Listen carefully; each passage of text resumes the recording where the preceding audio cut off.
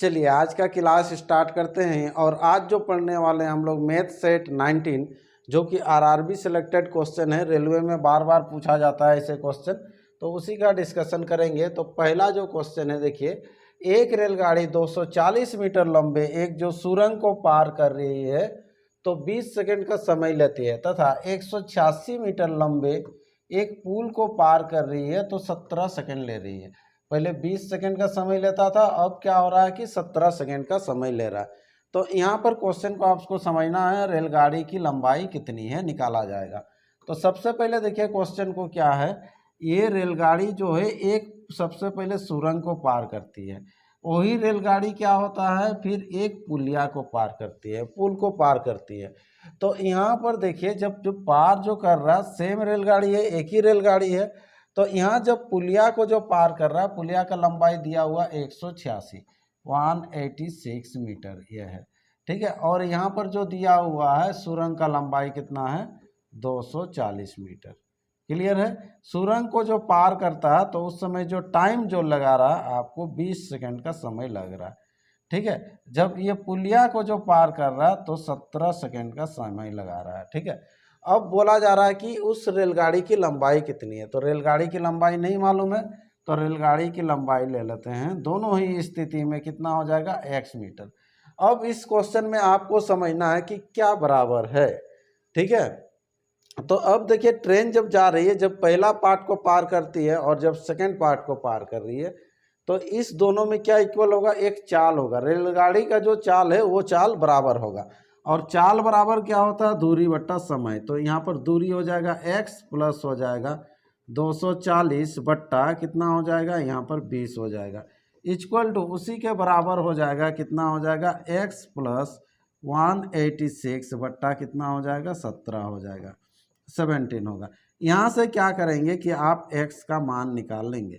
जैसे ही x का मान निकल जाएगा वो आंसर हो जाएगा, ठीक है। लेकिन हम एक अलग तरीका आपको बताते हैं कि कैसे निकाल सकते हैं। दूसरा क्या है, कहानी तो वही है, कहानी समझ में आ गया होगा कि ये एक रेलगाड़ी जो है एक सुरंग को पार करती है, वही रेलगाड़ी जो है एक पुलिया को पार करती है।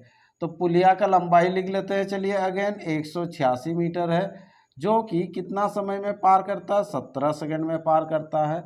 और ये जो सुरंग का लंबाई था 240 मीटर है, जो कि कितना समय में पार करता है 20 सेकंड में पार करता है। ये आपको कहानी दिया हुआ था। अब क्या है देखिए ध्यान दीजिएगा, तो यहाँ पर जो 20 समय लग रहा है, यहाँ पर लग रहा है कितना 17 सेकंड। तो क्यों, आखिर क्यों, तो 17 सेकंड लग रहा है ना। तो ये समय कम लग रहा है, देखिए क्यों, क्योंकि दूरी यहाँ पर कम है। या बोल सकते हैं देखिए यहाँ पर दूरी ज़्यादा है इसीलिए समय ज़्यादा लग रहा है। तो कितना दूरी ज़्यादा है और यहाँ पर कितना समय ज़्यादा है, तो वहाँ से हम लोग का चाल निकल जाएगा। चाल जो होगा रेलगाड़ी का चाल निकल जाएगा। चाल बराबर क्या हो जाएगा, दूरी बट्टा समय। तो दूरी कितना ज़्यादा है देखिए, इधर 86, 200 तक पहुँचने के लिए और 14 होगा, इधर 40 है, मतलब 54 ये मीटर ज़्यादा है। अब समय कितना है 3 से भाग दे दीजिए इसको, हो जाएगा कितना 3 के 3 हो गया है ना। तो 3 8 24, यानी कि 18 मीटर पर सेकंड हो गया। ये अब चाल आया है, चाल किसका चाल आया, रेलगाड़ी का चाल। तो रेलगाड़ी की लंबाई निकालना, तो किसी एक पार्ट को ले लीजिए, या लीजिए या फिर इसको लीजिए। तो रेलगाड़ी की अगर लंबाई है x मीटर, तो यहाँ पर क्या हो जाएगा दूरी बराबर, तो ये मान के चलिए कि ये दूरी हो गया। तो दूरी बराबर क्या होता है, चाल गुना समय। चाल ऑलरेडी आप निकाल चुके हैं, कितना निकाले हैं चाल 18 गुना समय, समय दिया हुआ कितना 20 है ना। पहले चाल निकाल लिए थे उधर। अब क्या करना है, यहाँ पर देखिए x इक्वल टू हो जाएगा 18 दूना 36, 360 में से चला जाएगा कितना 240, तो कितना हो जाएगा 120 मीटर। ये आंसर हो जाएगा। ये जो निकल जाएगा ना, ये रेलगाड़ी की लंबाई निकल जाएगी 120 मीटर, ये आंसर हो जाएगा। समझ में आ गया। तो इसका जो राइट आंसर हो जाएगा ऑप्शन ए 120 मीटर, ठीक है। इसको भी आप सॉल्व करेंगे तो ये 120 ही आएगा।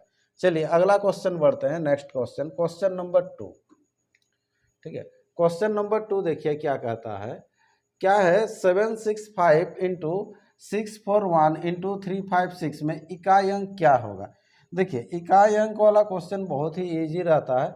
सबसे पहले आपको समझना है कि इकाई अंक के लिए सबको गुना करना नहीं है, कि इसको गुना करेंगे फिर ये गुना करके ये तीनों को फिर इकाई अंक, वैसे नहीं। इसमें क्या होगा कि आपको इकाई वाला अंक सबको ही गुना करना है, यानी कि पहले जो है कितना है 5 है, फिर कितना है 1 है, फिर कितना है 7 है, इसको जो गुना करेंगे 7 पचे कितना होगा 35। तो इकाई जो अंक जो हो गया कितना हो गया 5। तो इसका जो आंसर हो जाएगा ऑप्शन सी हो जाएगा, आंसर 5 हो जाएगा। क्लियर है, छोटा क्वेश्चन है। चलिए आगे बढ़ते हैं, नेक्स्ट क्वेश्चन है। इसका और भी अलग अलग तरीका से क्वेश्चन आता है ना, बताएंगे। चलिए नेक्स्ट क्वेश्चन नंबर 3 देखिए। 1901 यानी कि 1901 के साथ निश्चित रूप से जोड़ी जाने वाली न्यूनतम संख्या ताकि योगफल एक पूर्ण वर्ग है। तो यहाँ पर क्या होगा ना कि योगफल जो होगा एक क्या होगा पूर्ण वर्ग होगा, ठीक है। 1901 में क्या जोड़ेंगे तो 1901, इसका क्या करेंगे हम लोग निकालेंगे, क्या निकालेंगे 1901 का, देखिए पूर्ण वर्ग आपको निकालना है, ठीक है। तो इसका पूर्ण वर्ग निकालते हुए जाएंगे।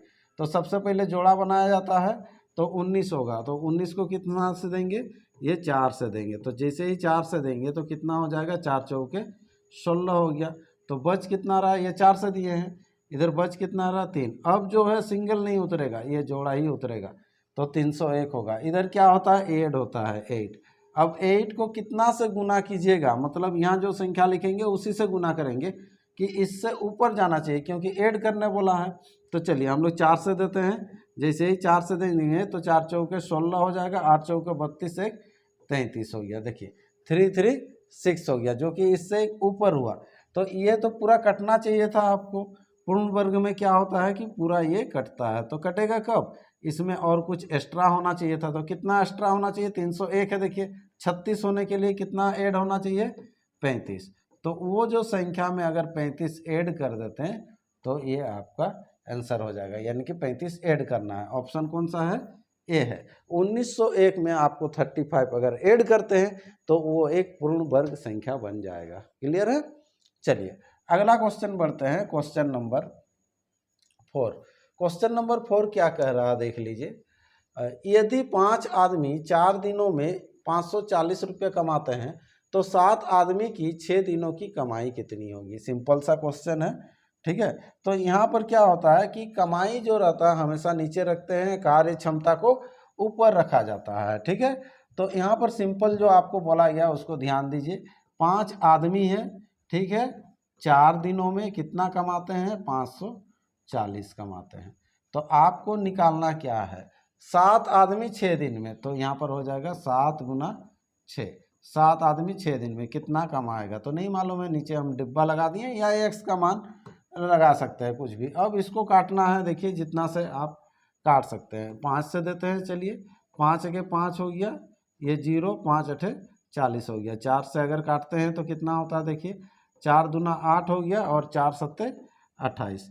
तो डिब्बा इक्वल टू, देखिए ये तो क्रॉस गुना हो जाएगा, इधर हो जाएगा 27 गुना और 6 सत्ते 42। इसको सिंपल गुना कर लेंगे, 7 दूना 14, लास्ट में कितना आना चाहिए 4। ऑप्शन भी एक नज़र देखिए, लास्ट में 4 किस में है, बी में है। तो गुना कीजिएगा तो कितना आ जाएगा 1134, ये आंसर, ठीक है।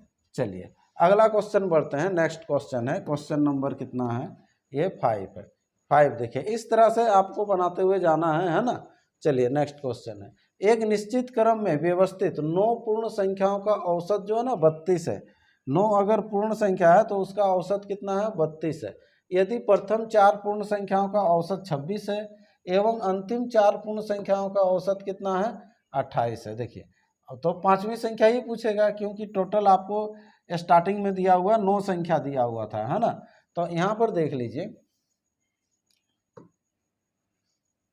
यहाँ पर क्या है, अगर 9 संख्या आपको दिया हुआ है, कितना संख्या है 9 संख्या है, और 9 संख्या का औसत कितना है 32 है, और इसमें से पहले जो 4 संख्या होगा, 4 संख्या का औसत 26 है, फिर अंतिम जो 4 संख्या, ये 4 संख्या का औसत 28 है। तो 4 4 संख्या कितना हो गया 8 संख्या हुआ। देखिए 4 4 कितना हो गया, इधर ये 8 संख्या हुआ, और एक संख्या होगा 9, तो ये जो 9वां संख्या होगा ये आपको निकालने के लिए बोला गया है। और 9 संख्या का जो औसत दिया हुआ था कितना था, ये 32 था। तो इसी के बराबर होगा, यहाँ से x का मान निकाल लीजिएगा, ये आंसर हो जाएगा। दूसरा तरीका देखिए, जो चीज़ भी आपको निकालने के लिए बोल रहे हैं उसको ट्राई कीजिएगा और जो है कैसे सोच सकते हैं। देखिए यहाँ पर देखिए 9 संख्या का औसत 32 है, मीन्स क्या होता है कि सबके पास 32 रहना चाहिए। 4 संख्या का औसत कितना है 26 है, मीन्स कितना करके घट गया 6 करके घटा। एक्चुअली में आपको होना चाहिए कितना 32 होना चाहिए, औसत 32 है मीन्स 32 होना चाहिए, लेकिन पहला वाला जो हुआ 26 हुआ तो कितना घटा 6 घटा। तो 6 घटा 4 जन का है ना, यानी कि 6 चौके कितना हो गया 24 घट गया। नेक्स्ट क्या हो गया औसत 28 हो गया, औसत 28 हुआ ना, इसमें भी घट गया, कितना घटागा 4 घटा। तो 4 जन का 4 करके घटा यानी कि 16 घट गया। तो ये सब जो कौन मेकअप करेगा, जो पांचवा जो आएगा यानी कि अंतिम, सॉरी 4 4 8 हो गया, नौवां जो आएगा तो नौवां कितना, उसको तो आना तो 32 लाना ही पड़ेगा मिनिमम उसका, क्योंकि औसत 32 है मतलब 32 तो उसको लाना ही पड़ेगा। लेकिन जो यहाँ पर जो कमी हुआ उसको भी लेके आएगा तब तो इसके साथ इक्वल होगा, यानी कि प्लस कितना हो जाएगा 32। ये ऐड कर लीजिए, वो आपका आंसर हो जाएगा। ठीक है, 6 4 10, 10 2 12 हो गया, इधर हो जाएगा कितना 6 1 7, यानी कि इसका जो आंसर आ जाएगा 72 आ जाएगा। आप लोग इसको प्रूव भी कर सकते हैं। देखिए ये तो नॉर्मल मेथड है, यहाँ से भी आप x का मान निकालिए 72 आएगा। इससे पहला भी एक क्वेश्चन बनाने दिए, इसको भी पूरा करने के लिए बोल रहे हैं आपको। ठीक है, चलिए अगला बढ़ते हैं। नेक्स्ट क्वेश्चन है, आप लोग कमेंट करके बताइएगा कि आ रहा है कि नहीं। ठीक है, चलिए अगला क्वेश्चन नंबर 6 क्या है। यदि कोई वस्तु 480 रुपया में बेचने पर 20% की हानि होती है, 480 में अगर बेचते हैं तो 20% का हानि हो रहा है, तो 20% लाभ कमाने के लिए उस वस्तु को विक्रय मूल्य क्या होगा, कितना में बेचना होगा, यही चीज बोला गया। तो चलिए यहाँ पर देखिए हानि जब हो रहा है, हम लोग हमेशा क्रय मूल्य लेते हैं, लाभ हानि के चैप्टर में 100 लेते हैं। अब क्या है कि बोल रहा है कि 20% का हानि होता है, मतलब कितना में बेचेंगे हम लोग 80 में, है ना, खरीदेंगे 100 में, तो 20% का हानि होगा, मतलब 100 का 20% 20 होता है, हानि हो रहा तो 80 में बेचेंगे। लेकिन क्वेश्चन में बोल रहा है 80 के बराबर कितना में बेच रहा है, वो 480 में बेच रहा है। तो आपको 20% लाभ कमाना है, उसके लिए 120 में बेचिएगा, तो 120 के जगह में कितना आएगा, यहाँ से आपको मान निकाल लेना है। ठीक है, ये 0 0 हो गया, 8 छक हो गया, कितना हो गया 8 छक 48, ये 0 0 तो कट गया, 8 छक 48, 12 छक कितना होता है 72, 720 आंसर हो जाएगा। कितना में बेचेंगे, 20% लाभ कमाने के लिए 720 में बेचना पड़ेगा। इसका जो राइट आंसर हो जाएगा ऑप्शन सी हो जाएगा। ठीक है, चलिए इसी तरह से आगे बढ़ते हैं। अगला क्वेश्चन क्या है, देखिए क्वेश्चन नंबर 7। क्वेश्चन नंबर 7 क्या कहता है, एक बड़े टैंकर को दो पाइपों ए एवं बी से क्रमशः 60 एवं 40 मिनट में भरा जा सकता है। ठीक है, 60 एवं 40 मिनट में भर रहे हैं। ठीक है, फिर क्या बोल रहा, तो खाली टैंक को भरने में कितने मिनट का समय लगेगा, है ना। खाली टैंक को जो भरेंगे, क्या हो गया ये, चलो खाली टैंक को जो भरेंगे तो कितने मिनट का समय लगेगा, यदि बी का प्रयोग आधे समय के लिए किया जाए, है ना, और शेष समय के लिए किसका, ए और बी का प्रयोग किया जाता है। ठीक है, ध्यान दीजिएगा इसको। देखिए सबसे पहले तो हम लोग ए और बी का क्षमता निकाल लेते हैं, है ना, ए और बी का क्षमता निकाल लेते हैं। तो ए जो है बोल रहा है 60 मिनट है, और बी जो है ये 40 मिनट। 60 और 40 का एलसीएम ले लीजिएगा, 4 का एलसीएम कितना 120 हो जाएगा, कितना होगा 120, ये हो जाएगा 60 दूना हो जाएगा, और ये 4 तिया, ये क्षमता निकल गया दोनों का। अब क्या है, टोटल जो है 120 आपको भरना है। कैसे भरना है बोल रहा है, देख लीजिए। आधा समय जो है किसको चालू रखेंगे, ए को, ए ना, आधा समय सॉरी बी को, आधा समय जो है बी को, यानी कि आधा समय ले लेते हैं, हम लोग को नहीं मालूम है तो एक्स, और इधर जो आधा समय होगा वही एक्स हो जाएगा, और पूरा जो समय हो जाएगा यानी कि 2x हो जाएगा। तो यहाँ जो आधा समय जो चल रहेगा इधर a प्लस बी चलेगा, ये चीज़ आपको बोला गया है। ठीक है, कुछ नहीं है, एवं क्षमता केवल बैठा देंगे। बी का क्षमता कितना है 3 है, तो 3x प्लस यहाँ पर a प्लस बी दोनों का क्षमता कितना हो जाएगा 5, यानी कि 5x इक्वल टू जो हो जाएगा 120 हो जाएगा। 5 3 कितना हो गया 8x इक्वल टू कितना हो जाएगा 120। आपको निकालना, देखिए आधा समय x आधा समय x, तो यहाँ पर क्या निकालने के लिए बोला गया था, भरने में कितने मिनट का समय लगेगा, है ना, खाली टैंक को, यानी कि पूरा समय कितना 2x, तो 4 से काट दीजिए, 4 दूना 8 यानी कि 2x हो जाएगा, 4 से काटिएगा, 4 तिया, है ना, 30 मिनट इसका आंसर हो जाएगा। देख लीजिए ऑप्शन, देखिए 30 मिनट आंसर होगा, है ना। x का मान नहीं निकालना है आपको, 2x ही रख देते हैं क्योंकि पूरा जो समय होगा 2x होगा, ठीक है। x का मान निकालेंगे तो 15, 15 भी ऑप्शन भी दिया हुआ है। चलिए नेक्स्ट बढ़ते हैं, अगला क्वेश्चन। क्वेश्चन नंबर 8 क्या है देख लेते हैं हम लोग। क्वेश्चन नंबर 8, दो संख्याएं ऐसी है ना, कि उनके बीच का अनुपात 3:5 है। यदि प्रत्येक को 20 बढ़ाया जाता है तो निर्मित नई संख्याओं का अनुपात 7:9 हो जाता है। देखिए रेशियो देख लीजिएगा, अगर समान है तो बहुत जल्दी बनता है, ये समान अगर रेशियो रहेगा तो, है ना। तो यहाँ पर पहले जो अनुपात दिया हुआ था, कितना अनुपात दिया हुआ है, 3:5 कितना है, 5 है। 3:5 कितना है, 5 है। फिर बाद में जो ये अनुपात हो जाता है, कितना हो जाता है, 7 कितना हो जाता है, 9। तो यहाँ पर देख लीजिए कितना बढ़ रहा है, देखिए दोनों में समान बढ़ रहा है, कितना बढ़ रहा है, 4 करके बढ़ रहा है ना।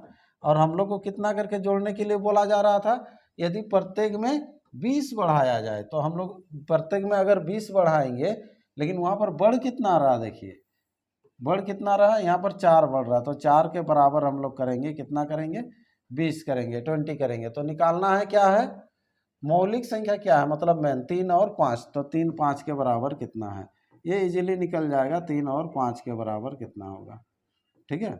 चलिए तो यहाँ से हम लोग मान निकाल लेते हैं जल्दी से।